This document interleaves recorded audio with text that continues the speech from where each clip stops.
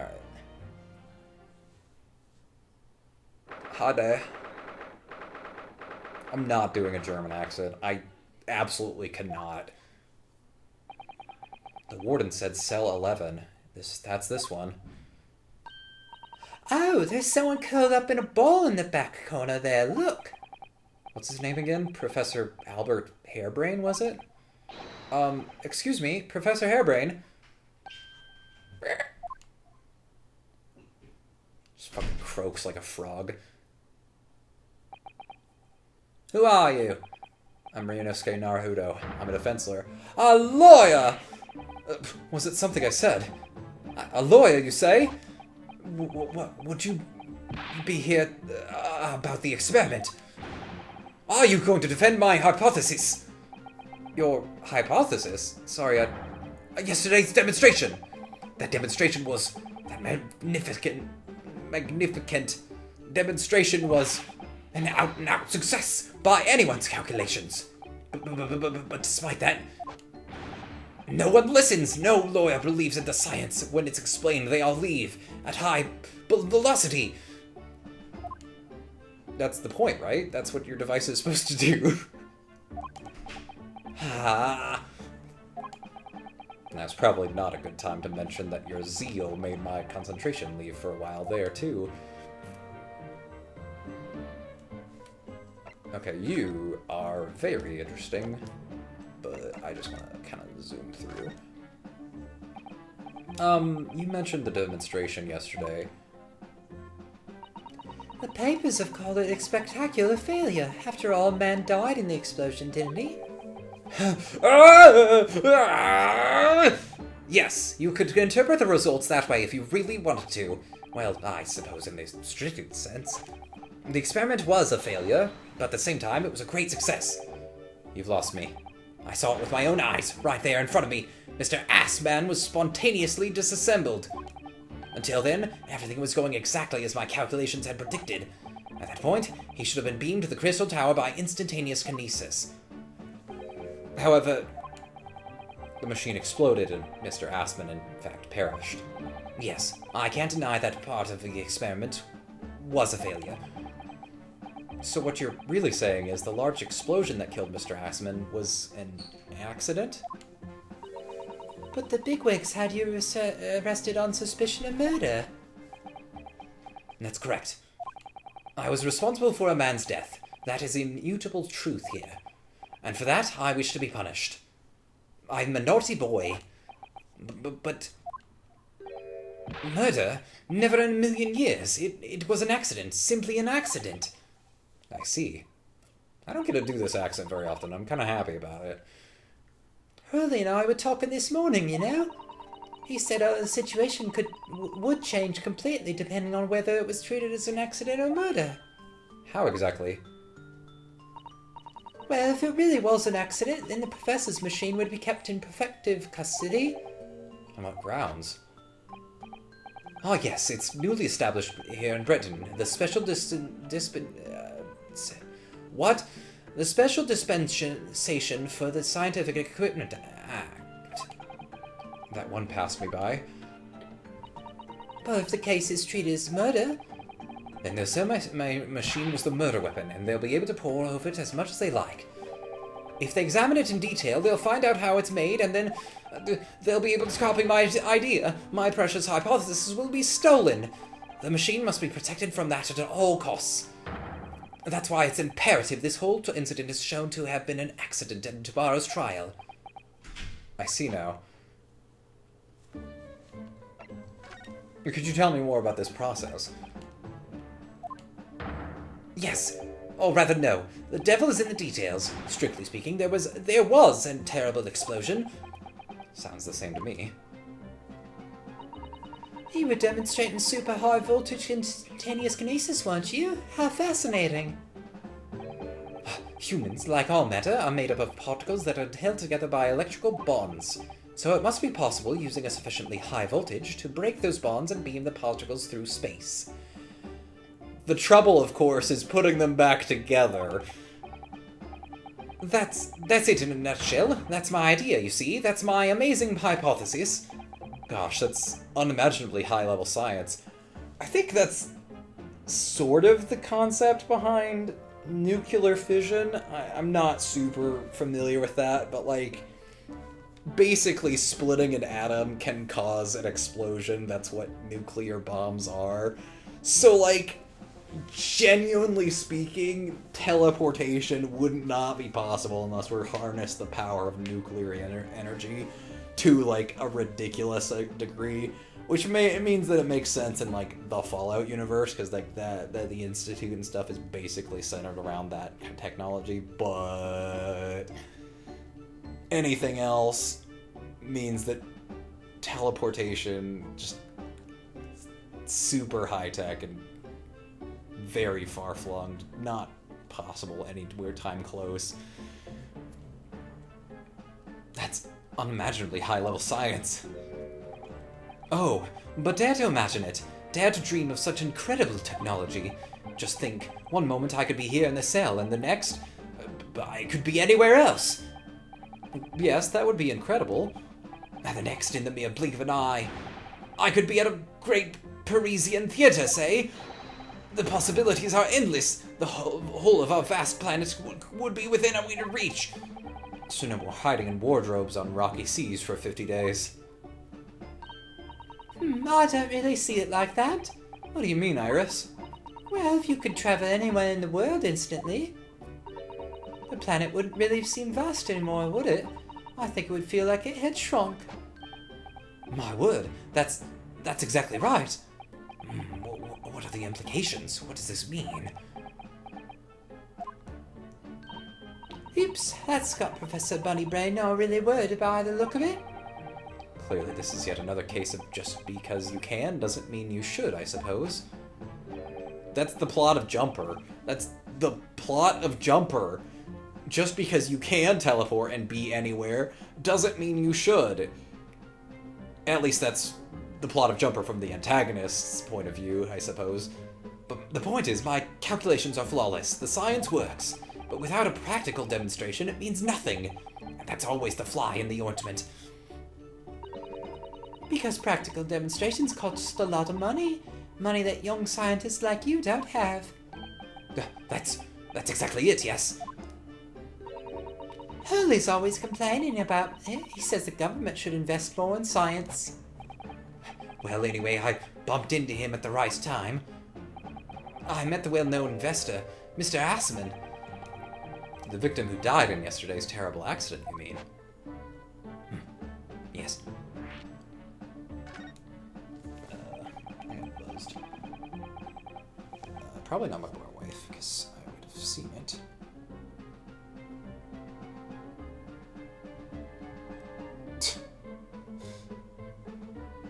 Something on Twitter, I'm sure.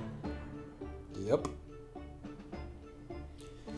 The full name of the man who died in yesterday's accident was Mr. Odie Assman, wasn't it? What exactly was your relationship with the man? He first visited me in my laboratory in Germany a year ago now. Feet. He said he wanted to invest me in my immaculate hypothesis. I thanked my lucky stars. I see. So you hadn't really known each other until then. Money for scientific research? I'm so envious. I wish I had money.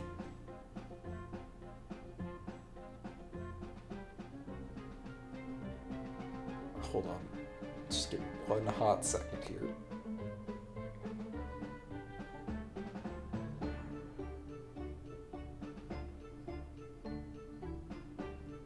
Okay, that's what I thought. Alright. Money for science, blah, blah, blah, blah. As far as I was concerned, the man was an angel. Oh, really? An archangel, even. Archangel. Fucking, I should know that. He was prepared to fund a practical demonstration of my hypothesis for a presentation at the Great Exhibition. And if that went well, I could expect additional financial support for my research from the British government. Mr. Assman provided me with money and an exceptional engineer. He produced a... Well, why have we not come to the conclusion that the engineer might have had something to do with this, actually? He produced a machine to meet my precise specifications. But then, your dreams were blown to dust in one enormous explosion. Okay, hold on. Hello? Hey, no chocolate milk, no, like, 6-pack of Gatorade. No? Okay. They're all 2 liters of pop for $2.99. I'm not all that thirsty, so if you want to get a 2-liter, that's fine, but we're gonna have that for a while. I hope you know that. Mm-hmm. I would just get a... They have Dr. Pepper. I'm good. I've still got mine from earlier. Okay. Yeah. Whatever you want to get, that's fine, but I'll just get up early tomorrow and get some drinks. Okay. Alrighty. I love you. I love you too. Have I missed anything, like, crazy? We're being introduced to the defendant, so a little bit, yeah. Oh no. Yeah, sorry. You'll have to I'll recap it. Yeah. update me, yeah. Mm-hmm.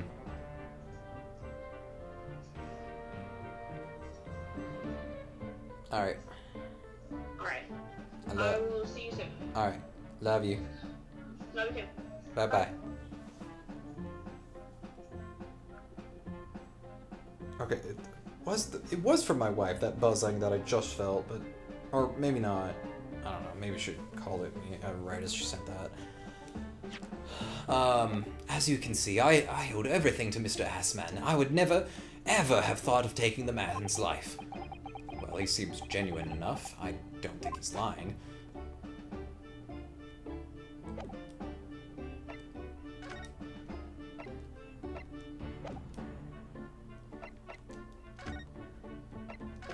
What about this? Ugh, how could this have happened?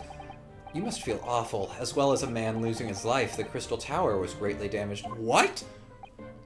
The what? I know what happened. It must have been that. That?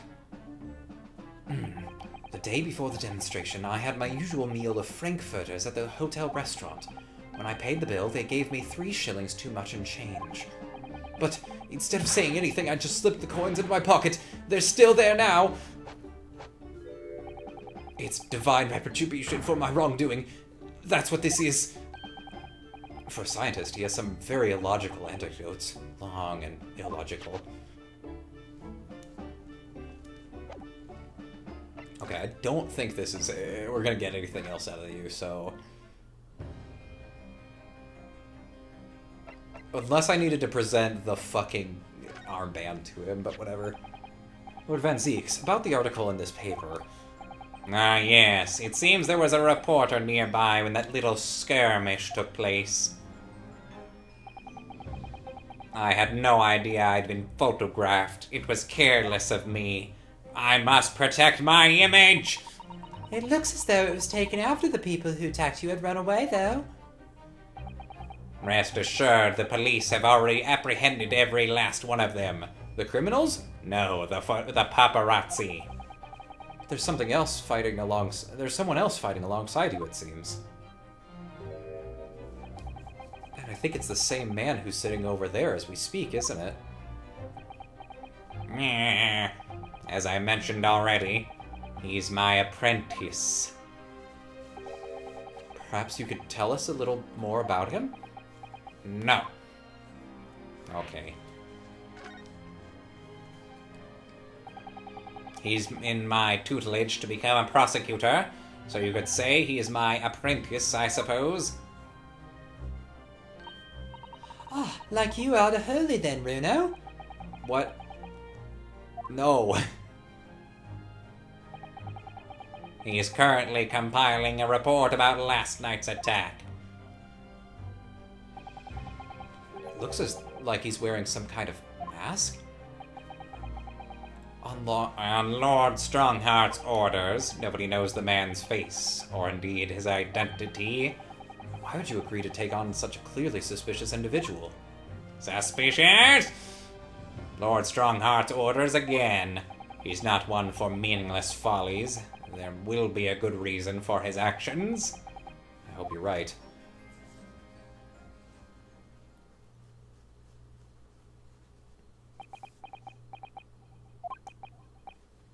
Oh. The task is complete? Good. In that case, you can collate all the briefs. What the fuck does that mean? Fold my pants now. Nice to meet you. Okay, bye. Cool. That was really strange, though. I've never met the man before. I didn't even know he existed, and yet somehow it didn't feel like our first encounter. Don't bother trying to converse with him. He says nothing to anybody from outside this office. Lord Strongheart has strictly forbidden it. So, does he talk to you? Why are you so interested in my apprentice anyway? What? No, I'm sorry, I didn't mean to... The way he stood there so casually, yet with that flawless posture. Who am I talking about? It couldn't be.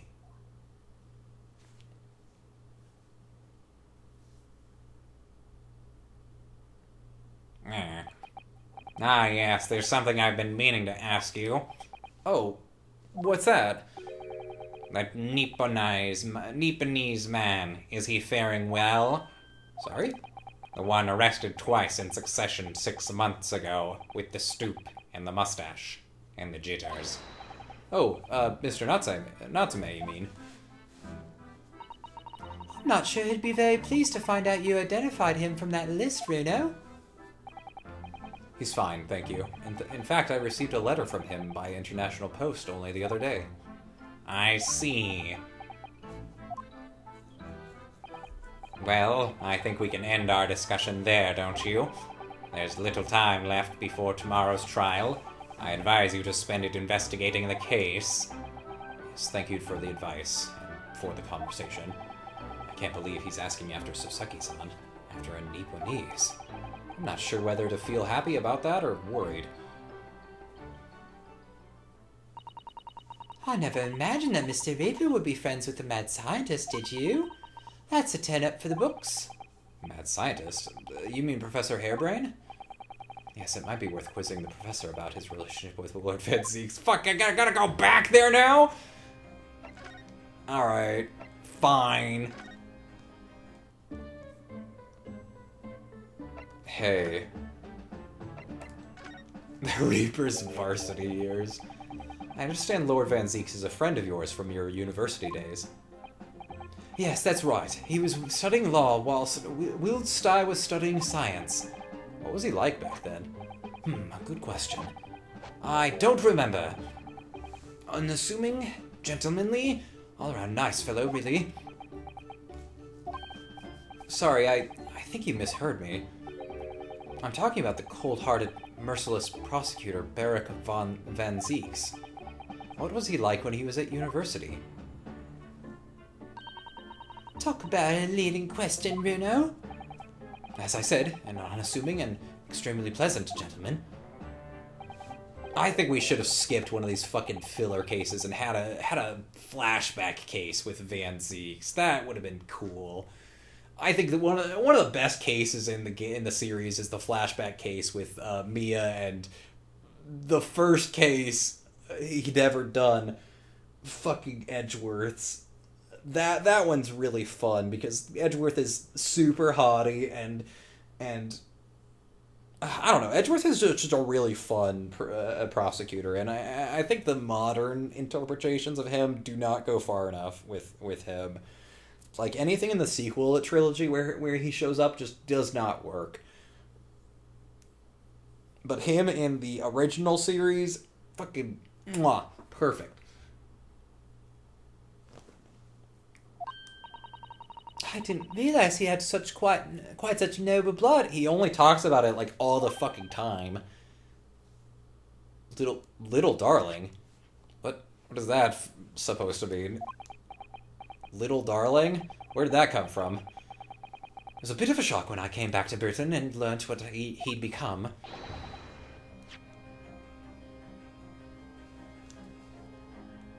Oh, little darling. Oh, I fucking didn't even read that line.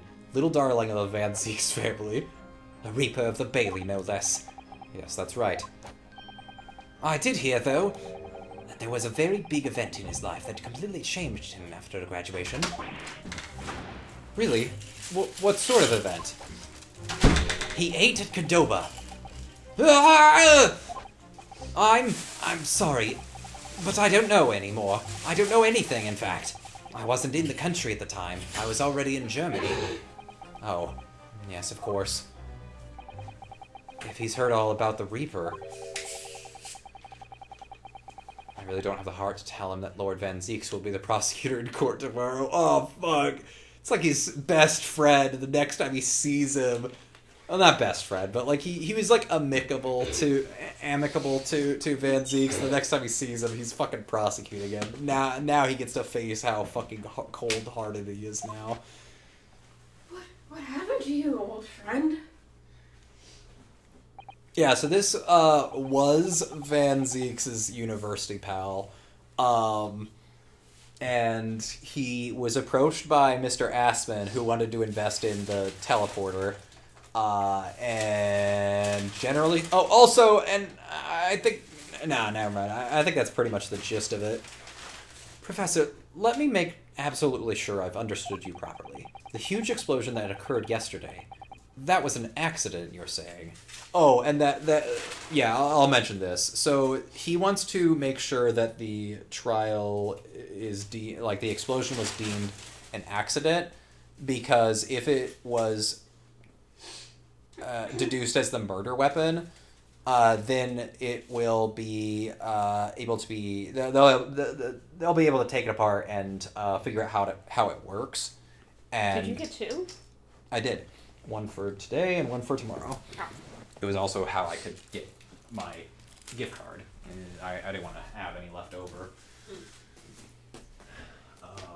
Yeah, it would have sucked to have $4 left on a gift card. Okay, good. We're still recording.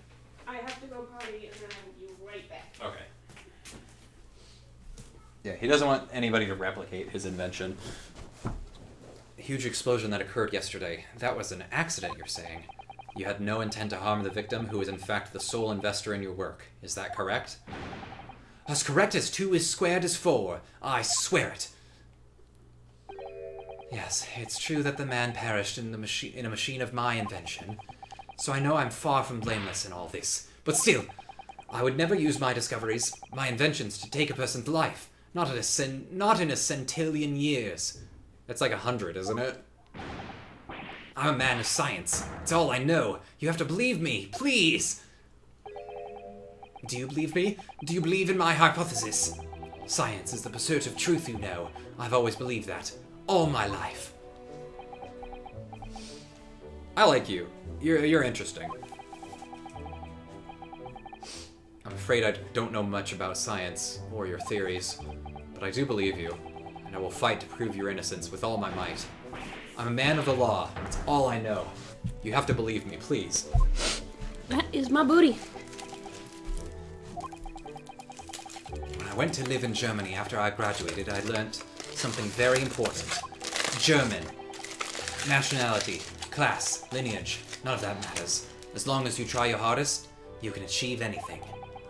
Thank you for that. Says the white man to the Japanese. Thank you in advance for defending me tomorrow in court. Has World War II already happened? No. Okay. World War I hasn't even happened yet. Okay. Alright, Bruno, it's time. Time to visit the great exhibition. Well, you promised, didn't you? Fine. Time to investigate at last. What is... Oh shit, I can't examine. Whatever, it's fine. I just wanted to see if I could read his name tag, because it looks almost legible.